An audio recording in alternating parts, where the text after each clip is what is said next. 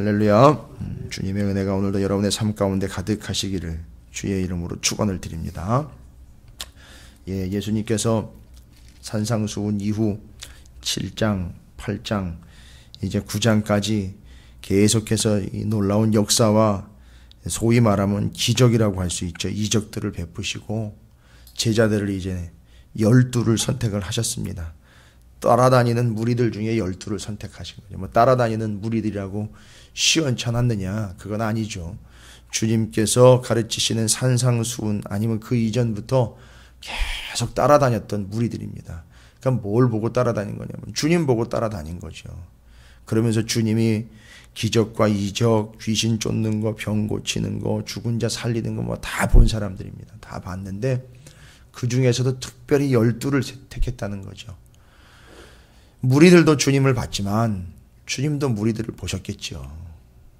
뭐 그냥 어영부영 따라다니니까 인원이 많이 늘어나니까 때로는 뭐 우쭐하시기도 하고 때로는 이거 다 어떻게 먹이나 이래가지고 걱정스러워하셨던 게 아니라 이들 중에 누구를 내가 보내야 되는 건가? 뭐 이런 고민 좀 해보셨겠죠. 고민이라고 그러니까 좀 그렇지만 주님은 벌써 이 따라다니는 무리들 가운데에서 누가 내가 베푸는 이 이적과 기적들이 하나님 나라의 통로고 생명이고 본질이고 이게 복음이라는 걸 제대로 깨달아서 내가 없어도 내가 눈앞에 보이지 않아도 그들이 내가 했던 것처럼 그대로 할 수 있는 이들이 누굴까? 근데 예수님이 적중을 하셨어요. 조금 아쉬운 듯했던 그 초창기 모습들이 있지만 부활하신 주님을 제대로 경험을 하고 만나고 확인한 그들은 뭐 어찌되었든 사도 요한 같은 경우는 AD 90년경까지 반모섬에 유배가 돼가지고 혼자 채석장에서 유배지 생활을 했던 그런 전력도 있지만 어쨌든 제자들의 대부분이 다 순교를 당하기까지 예수 그리스도를 부인하지 않고 나그네 삶을 잘 마감을 했다는 거죠. 그리고 본향으로 다 돌아간 거죠. 그때 이 나그네의 삶을 살아갈 때에 가장 중요한 것이 바로 하나님이 이 땅 가운데 우리를 나그네로 부르셨다는 겁니다. 선택을 하셨다는 거예요. 이게 이제 베드로전서에 나와 있는 핵심적인 내용이거든요. 잘 감당하고 여기가 다가 아니기 때문에 여기서 사명을 잘 감당하고 본향으로 돌아가게 되는 거죠. 그래서 그 본향을 사모하는 마음이 소망이고요. 원래 바깥에 나가면 집밥 그리워지는 거 아닙니까? 그것처럼 나그네들에게 집밥이 뭡니까? 신령한 젖이라고 표현되고 있는 베드로전서에 하나님 나라의 말씀과 소망이라는 거예요. 복음인 거예요. 진리인 겁니다. 그게 위로부터 내리는 만나처럼 위에서부터 내렸던 그 하나님의 말씀인 생명 양식이 나그네들의 집밥인 거예요. 실은 요즘에 이제 제가 또 베드로전서를 묵상을 하면서 이제 11, 12월 달에 이제 나오게 될 큐티집 지금 계속 분량을 지금 묵상을 하면서 제작을 하고 있는데 거기에 나와 있는 본문의 내용들이기도 하죠. 그런데 그 가운데 이 제자들은요, 12명은 그냥 따라다니는 무리로서가 아니라 주님이 부활 승천하시고 난 다음에 주님이 하셨던 걸 그대로 감당하고 주님처럼 부름을 받을 수 있는 진짜 나그네다운 나그네들을 선택했는데 12명 선택하신 거예요.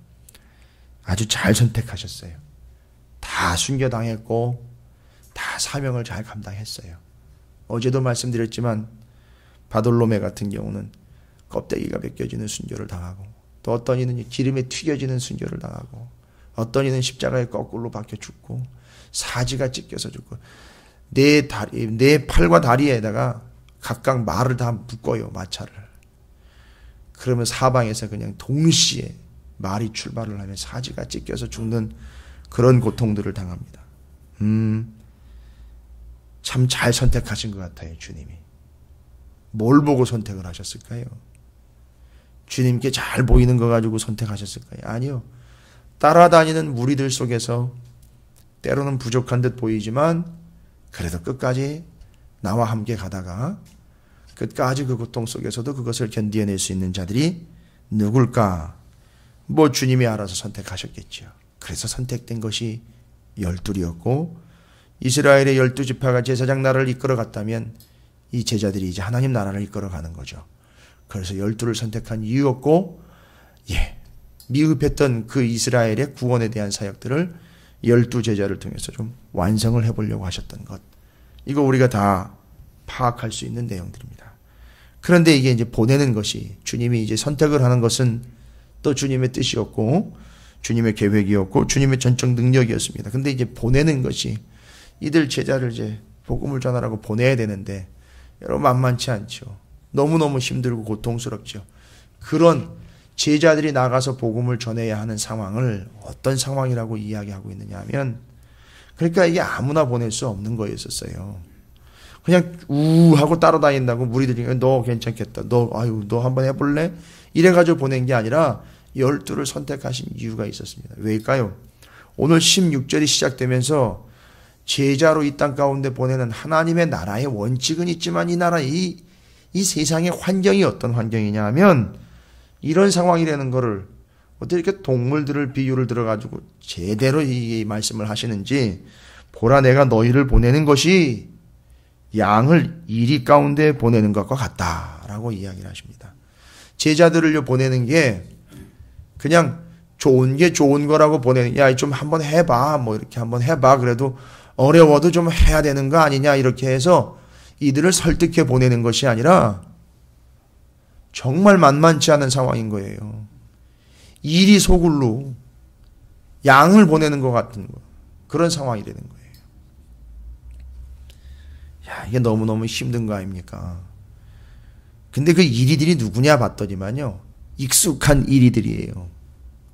어디 저 산속에 있다가 느닷없이 툭툭 튀어나온 이리가 아니라 아주 익숙한 이리들이에요. 누구죠? 유대인들이에요. 동족들이에요. 바리새인들이요. 그들이 소위 말하면 이제 양들 잡아먹으려고 노리고 있는 것 같은 그런 형상이에요. 너희들 조금만 허투는 소리 한번 해봐. 뭘로요? 신성모독, 성전모독, 거짓말하는 자, 속이는 자로 자칭 유대인의 왕이다라고 죄송합니다. 소위 말하면 권력에 뻥을 치는 자들. 그런 너울을 뒤집어 씌워가지고 항상 넘어뜨리려고 준비하고 있는 그들. 그래서 예수님이 이거 다 당하셨잖아요. 그런 걸 아시거든요. 그러니까 그런 자들에게로 지금 보내는 거예요. 여러분 12제자를 앞서서 부르시면서 어디로 먼저 보냈다라고 말씀하십니까? 오히려 이스라엘의 집에 잃어버린 양에게로 먼저 보냈다라고 10장 6절에서 분명히 얘기했죠. 이방인들에게 보내지 않은 게 아니라 이방인들도 이방인들이지만 너희들의 사명이 뭐냐면 제사장 나라 되어 이방에게 제사장적 역할을 해서 구원의 통로가 되어주는 게 먼저니까 이스라엘의 잃어버린 양들에게로 먼저 가라 그랬죠. 왜 잃어버린 양입니까? 목자 없는 양처럼 기진하고 고생하고 있는 그들이니 바로 잃어버린 양 그들에게로 너희들이 가라라고 이야기한 거예요. 근데 그걸 그렇게 가려고 하면 주변에서 노리고 있는 이리떼들이 아주 우글우글하다는 거예요. 그 당시에 유대인들의 패역한 모습을 지금 보여주고 있는 거예요. 자, 그렇기 때문에 지금 그 핍박의 상황이요. 잘 이해를 하셔야 됩니다. 마태복음의 지금 10장인데 우리가 이야기할 때 이 핍박은 두 가지 경로를 통해서 온다라고 분명히 이야기해요. 이게 시간적인 흐름이긴 합니다. AD 64년 기점으로 해서 전과 후가 되는데 로마 대화재 사건 전과 이후로 해서 두 양상이 보이죠. 교회와 성도들을 핍박한 게 로마 대화재 사건 이전에는 동족인 유대인들이 핍박을 했어요. 이제 명분은 그거지 않습니까? 예수님에게 뒤집어 씌운 명분. 신성모독, 성전모독인 거예요. 그 다음에 대화재 사건 이후로는 로마가 핍박을 하게 돼요. 그러면서 아주 조직적인 핍박이 오게 되죠. 지금은요, 요 마태복음 10장에 나와 있는 이 이리떼 가운데로 보낸다라는 요 상황은 바로 동족인 유대인들이 핍박을 하게 되는 상황 속에 너희들이 거하게 될 거다. 그 속에서 복음을 전해야 된다라는 걸 이야기합니다. 자, 그러면요, 그 이리 가운데로 들어가기 때문에 너희들에게 필요한 게 무엇이냐? 바로 이어서 이야기합니다. 너희는 뱀같이 지혜롭고 비둘기같이 순결해야 된다라는 걸 이야기합니다. 여러분, 뱀은 좀 의미상 그렇게 기분 좋은 동물은 아니거든요. 그런데 뱀이라는 걸 비유를 들어서요. 또 그렇게 지혜롭기만 하면 이건 아주 교활한 게 되기 때문에 순결함을 순전함, 하나님의 복음과 말씀에 아무 계산속 없이 진짜 순수하게 복음과 생명을 위하여 보냄받은 자라는 걸 잊지 않도록 하는 그 순결함. 그런데 뱀같이 지혜로운 건 뭘 이야기할까요? 요거는 그 뒤에 나오는 것과 또 연결이 돼요. 사람들을 삼가라라는 말 있지 않습니까? 삼가라라는 말, 사람들을 가려가면서 해라, 이게 아니라요. 여기 지혜로워라라는 것과 삼가라는 말이 어떻게 보면 이게 서로 맥이 상통하는 건데 뭘 이야기하는 거냐면 분별을 해라라는 얘기입니다. 분별. 그래서 복음을 전할 때 보냄받은 자들로 12제자들이 해야 될 게 뭐예요? 영적으로 잘 분별을 해야 된다는 거예요. 또 너무 또 분별만 한다고 이건 이렇고 저건 저렇고 이런 거 말고 순결함으로써 복음의 순수함과 순전함을 지켜내는 지혜로움이 필요하다라는 걸 이야기하는 거예요. 왜요? 이리떼들이 노리고 있기 때문에. 여러분, 이리떼가 이빨을 드러내면서 으렁거리고 있는데 거기 가가지고 복음을 전한다고 머리를 들이밀 상황이 아니라는 거예요. 그건 분별을 해내려는 겁니다. 지금 이리에게 가는 게 아니라 잃어버린 양에게로 간다 그랬잖아요. 근데 지금 이리떼는요, 그 양들을 잡아먹는 위치에 있는 이 이스라엘의 종교 지도자들이 거짓된 지도자들의 양상을 지금 반대적으로 보여주고 있는 거거든요. 그러니까 제자들인 너희들에게 필요한 게 뭐냐 하면 지혜로워야 된다. 뭐죠? 분별할 수 있어야 된다. 그 분별하려면요 뭐가 있어야 되냐면 다른 게 없어요. 이거는 분별하는 거는 훈련하고 트레이닝 한다고 되는 게 아니라 이 복음이 있지 않으면, 말씀이 있지 않으면 분별을 할 수가 없어요.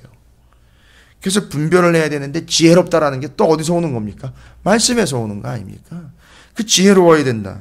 그 다음에 순결해야 된다. 그렇다고 지혜롭게 전해야 되니까 복음이요 말씀을 정말 안타까운 일인데 요즘에는 상황에 맞춰가지고 변질시켜서 전하는 이들이 있어요. 아주 나쁜 짓이죠.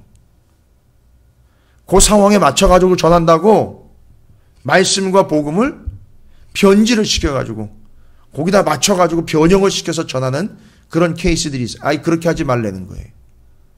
온전하게 순전하게 100% 제대로 된 복음을 전하는 거지 그 무리들 때문에 변질시켜가지고 맞춤형으로 전하라는 게 아니라는 거예요.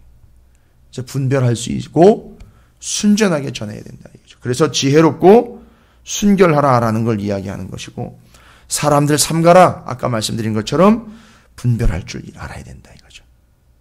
지금 유대인들을 지금 분별해내야 되는 거예요. 지금 복음을 전해야 하는 이들과 누가 이리인지 그걸 분별해낼 수 있어야 되는 거죠. 쉽지 않은데 그래서 12 선택한 거고요. 그래서 주님을 따라다니는 과정 중에 주님이 계속해서 이제 보여주셨던 거예요. 그걸 다 주님이 다 보여주셨던 겁니다. 이제 그것이 근거가 돼서 그들이 제자의 사명을 감당할 수 있는 것이죠. 그리고 18절에 또 너희가 나로 말미암아 총독들과 임금들 앞에 끌려가리니 이는 그들과 이방인들에게 증거가 되게 하려 하심이라. 17절에도 보면 나와 있죠. 사람들 삼가라 하면서 삼가해야 될 사람들, 분별해야 될 사람들이 누구죠? 공회에 넘겨주는 사람들이요. 회당에서 너희들을 때리기를 준비하고 있는 자들, 그거 구분할 줄 알아야 되는 거죠. 그러니까 지금 공회와 회당이 오히려 적이 되어 있다는 걸 볼 수 있어요. 공회는 여러분 아시다시피 예루살렘에 있는 산헤드린 공회를 얘기합니다. 그리고 회당은요, 그 예루살렘에 있는 원래 산헤드린 공회가 했던 것은 아니지만 지방별로 이렇게 동네별로 다 나눠 있잖아요, 해당이. 거기서도 공회의 역할을 어느 정도는 했어요. 말하자면 민사 재판하는 것처럼 요 공회여서도 산헤드린 공회가 했던 것처럼 그런 재판 비스름한 것들을 해서 사람들을 판단하고 평가를 했었어요. 회당에서요. 그러니까 그런 것들이 기다리고 있다는 거예요. 그래서 지금 잘 보세요. 제자들이 가는 곳마다 회당이 있거든요. 그러니까 지금 가는 곳마다 다 도사리고 있는 거예요. 그러니까 예수님이 지금 마음이 편치는 않으신 거예요. 그러니까 이제 당부를 하시는 거예요. 지혜로워라. 그래도 순결해야 된다. 분별할 수 있어야 된다. 이야기하는 겁니다. 그리고 뭔가 이제 조언이라는 게 전략적인 것을 이렇게 좀 이럴 땐 이렇게 해라 저럴 땐 저렇게 해라라고 이야기해야 되는데 여러분 이럴 땐 이렇게 해라라고 대처법을 지금 말씀하시질 않아요. 예수님이 지금 12제자에게 하는 말씀을 쭉 보면 이런 상황에선 이렇게 대처해라라고 이야기하지 않습니다. 그거는 이미 정해져 있어요. 그 사람들의 상태는 어떤지 정해져 있습니다. 그럴 땐 이렇게 반응해라가 아니라 너희는 이러해야 한다라는 걸 그냥 말씀으로 전하고 있어요. 너희는 이래야 된다. 이건 뭘 얘기하는 걸까요? 이럴 땐 이래야 된다라면요. 이럴 땐 이래야 된다라면은 복잡해집니다. 1970년대에는 이렇게 해야 되고 80년대는 이렇게 해야 되고 90년대는 이렇게 해야 되고 2000년대는 이렇게 해야 되고 2001년도에는 이렇게 해야 되고 2002년도에 이렇게 매해마다 새로운 목회 계획을 세워야 돼요. 새로운 전략을 세워야 된다고요. 매 달마다 새로운 전략을 세워야 돼요. 이럴 땐 이렇게 해야 돼. 이렇게 하는데 보시라고요. 여러분에게 열릴 일은 아닌데 잘 보세요. 이럴 땐 이렇게 하고 이럴 땐 이렇게 해라. 야, 사람들 반응이 이럴 땐 이렇게 해줘야 돼. 이건 뭐 전략회의 합니까? 아니요. 야, 이럴 땐 이렇게 치고 들어가야 되는 거야. 반응이 이럴 땐 이렇게 해줘야 되는 거예요. 뭐 연극합니까? 그게 아니라 제자들에게 이야기하는 거예요. 오늘 핵심이에요.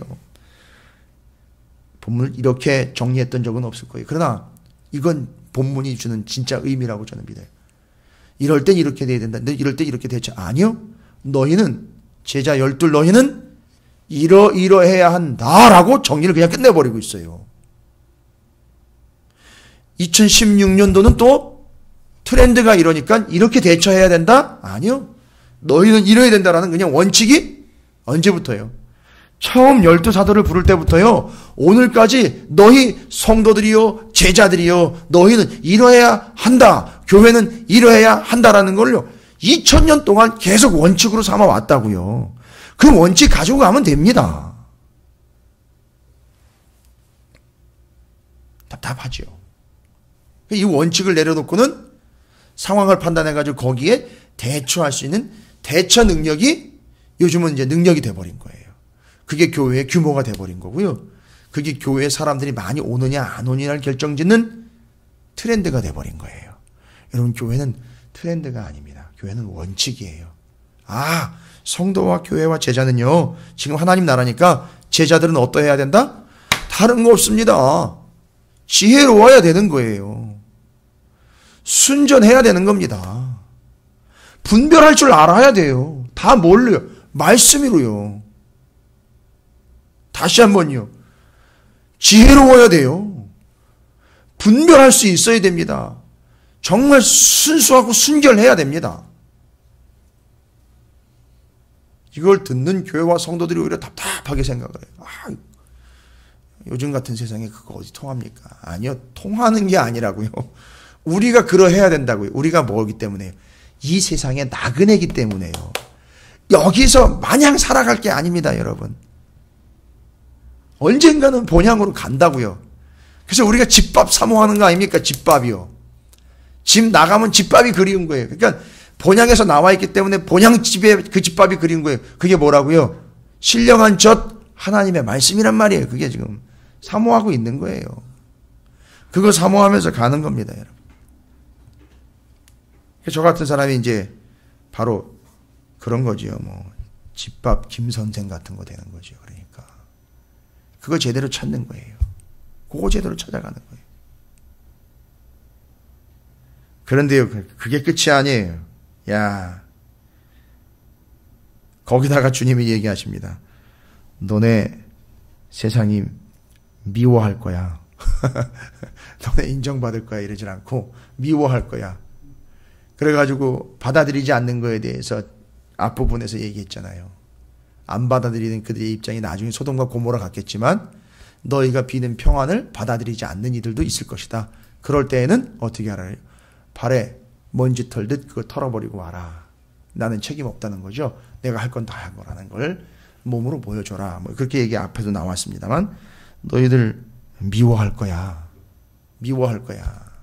사람들이 너희들 이렇게 어서 오시라고 환영해주고 영접해주고 이런 거 없을 거야. 미워할 거예요. 누구 때문에요? 나 때문에. 내 이름으로 말미암아 너희가 모든 사람에게 미움을 받을 거야.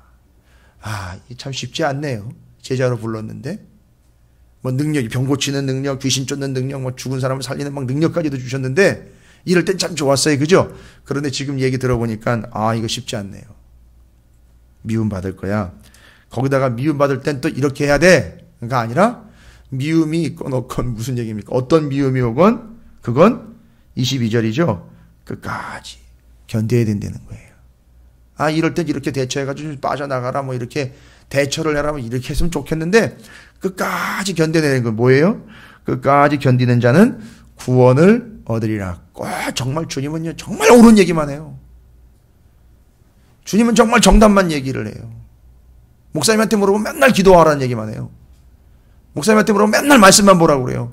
꼭 주님한테 물어보세요. 견뎌. 그럼 구원 얻을 거야. 맨날 똑같은 얘기예요. 정말 정답만 얘기해요. 진짜 주님은요. 어떨 때 보면 주님 믿다 보면 막 질려버려요. 그죠? 맨날 똑같은 얘기만 하잖아요. 뭐라고 얘기하냐. 지혜로워야 돼. 순결해야 돼. 분별할 줄 알아야지. 미움 받을 거야. 그래도 끝까지 견뎌. 그게 구원이야. 맨날 똑같은 얘기 다 아는 얘기 같은데. 어떻게 이렇게 레파토리가 하나도 안 바뀌고 맨날 똑같이 2000년 동안 메뉴가 하나도 안 바뀌었어요. 여러분 그게 집밥이에요. 그게 복음이에요.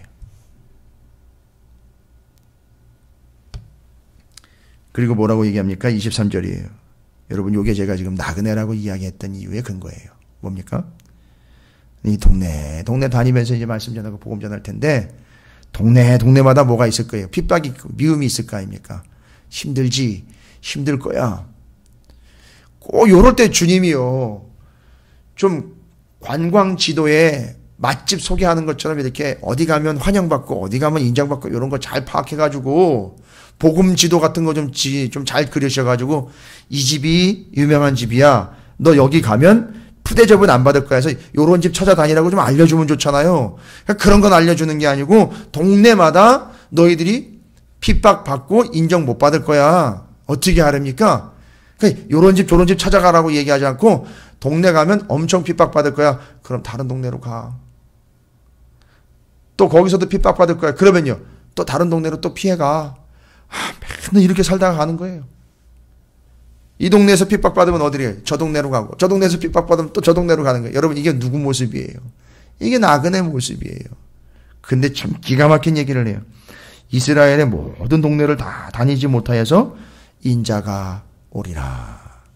너희들은 그렇게 다니면서 여기 피해 다니 저기 피해 다녀 저기로 가 또 저기가 복음 전해 저기가 또 여기서 힘들면 저기로 가고. 여러분 요거를 누가 이렇게 그대로 실현해 가지고 요 말씀을 그대로 됐다라고 말씀에다가 다 적어놨잖아요. 사도 바울이요. 핍박받으면 또 절로 가고 저기서 또 걸로 가고 또 도망가고 또 피해가고 그랬단 말이에요. 지금 이게 그 말씀 그대로 이루어진 거예요. 나그네의 삶이 그대로 이루어져서 그 가운데 교회가 세워지고 성도가 세워지고 복음이 전파되는 거. 그러나 그때 거기서 핍박을 받고 거기서 고통을 받을 때 거기서 또 피해 다른 마을로 가고 피해 다른 마을로 가고. 여러분 우리는 그렇게 사는 거예요. 어느 동네가 좋은 동네인지 복음을 기행하고 있는 게 아니에요. 믿음 기행하고 있는 게 아니에요. 좋은 사람들 쫓아다니면서 준비된 사람들 쫓아다니면서 혜택이나 누리고 환영해주는 사람들한테나 가서 인정받고 그런 삶을 사는 게 우리가 살아가는 제자의 모습이 아니라는 거예요. 세상이 이럴 때 우리는 이렇게 대처를 해야 된다라고 이야기하고 있지 않습니다. 여러분 16절부터 23절은요. 2000년 동안 정말 질리도록 바뀌지 않은 제자들에게 주신 예수님의 지침이에요. 원칙입니다. 이건 주님 오실 때까지도 바뀌지 않는 원칙이에요. 세상은 이러하니 교회와 성도들 제자들이여 너희는 이렇게 대처해라가 아니에요. 세상은 어떠하든 너희는 이러해야 한다라는 걸 얘기하는 거예요. 여러분 다시 한번 주님의 마음으로 여러분에게 권면드립니다.